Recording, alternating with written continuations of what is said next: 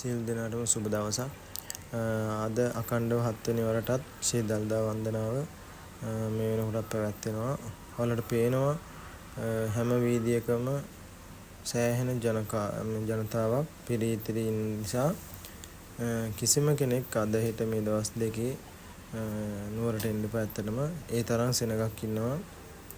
මිනිස්සුන්ට හරි අමාරුයි. ඒ කියන්නේ එතකොට අපේ ආරක්ෂක අංශයට ඒ හැමෝටම අමාරුයි මේ ජනකාය මේ මේන්ටේන් කරන්න. ඒ නිසා හරිම අමාරුයි. ඔයාලා එන්න එපා. මොකද ඔයාලා ආවොත් තව ජනකාව වැඩි වෙන එක විතරයි වෙන්නේ. ඔයාලට ආවා කියලා එක දවසින් බලන්න වෙන්නේ කොහොමද? අඩුම දවස් 3ක්වත් වෙනවා මේ ඉන්නේ ජනතාව ඔක්කොම අයින් වෙන්න. ඒ නිසා ඔයාලා දැනට නම් එන්න එපා නුවරට. මොකද නුවර ඒ තරම් සෑහෙන ට්‍රැෆික් එකක් දැන් මේ වෙනකොටත් මේ ඇති වෙලා තියෙනවා. ගොඩක්ම සන්තෝෂයි නුවර ජනතාව හැමෝටම සංග්‍රහ කරනවා. දන්සල් ඒ හැමදේම තියෙනවා. ඉතින් ඔයාලත් දැක ගන්න එන්න. තව මේ දවස් දෙක තුන ඉඳලා එන්න කියලා මම ආරාධනා කරනවා. මේ වීඩියෝ වලින් ඔයාලට බලා ගන්න පුළුවන් කොච්චර සෙනගක් ඉන්නවද කියලා.